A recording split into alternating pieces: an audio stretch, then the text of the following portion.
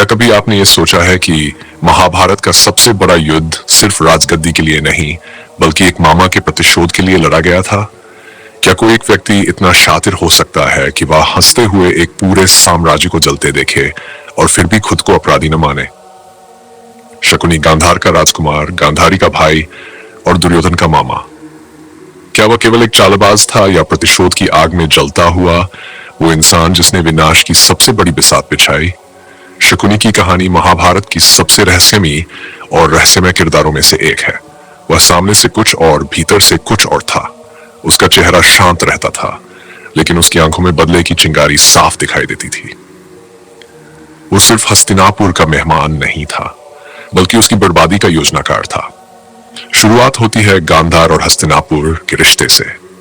गांधारी, शकुनी की बहन, जब धृतराष्ट्र के साथ विवाह के लिए भेजी जाती है तो ये बात सामने आती है कि धृतराष्ट्र जन्म से अंधा है।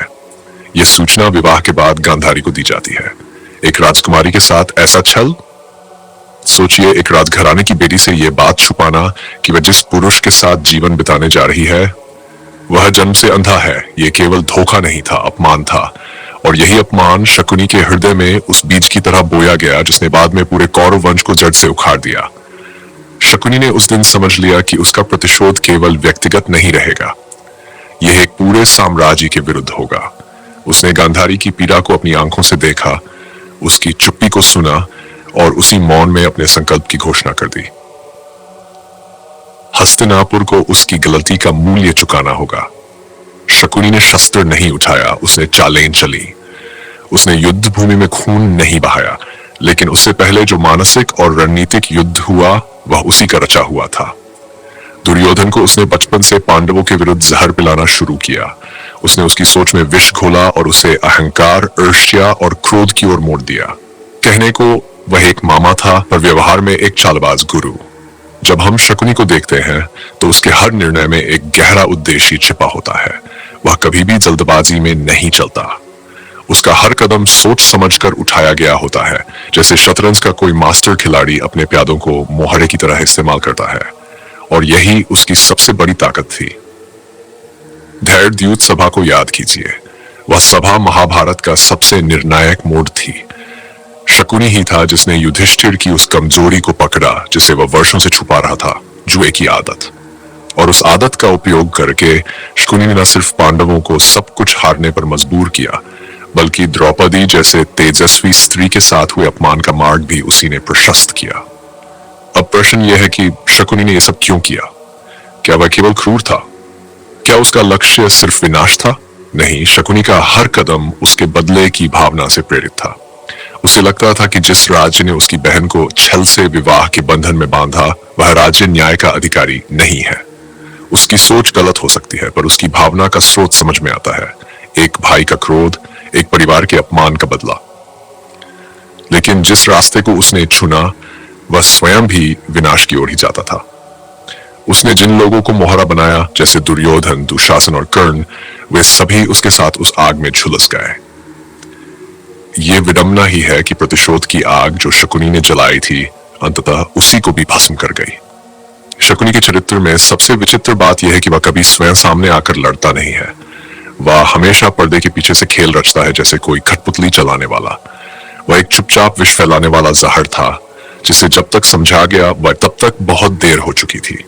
यह भी कहना गलत नहीं होगा कि शकुनी सिर्फ दुर्योधन का मामा नहीं, बल्कि उसका मनोवैज्ञानिक गुरु था। उसने दुर्योधन को हर उस रास्ते पर धकेला जहां से वापसी असंभव थी। वह जानता था कि अगर युद्ध हुआ तो पूरा कुरुवंश समाप्त हो जाएगा, लेकिन शायद यही उसका लक्ष्य था।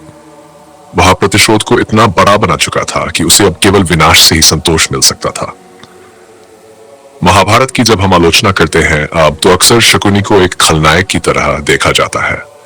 लेकिन अगर हम उसके दृष्टिकोण से सोचें तो शायद वह नायक नहीं, पर पूरी कथा का सबसे जटिल पात्र है।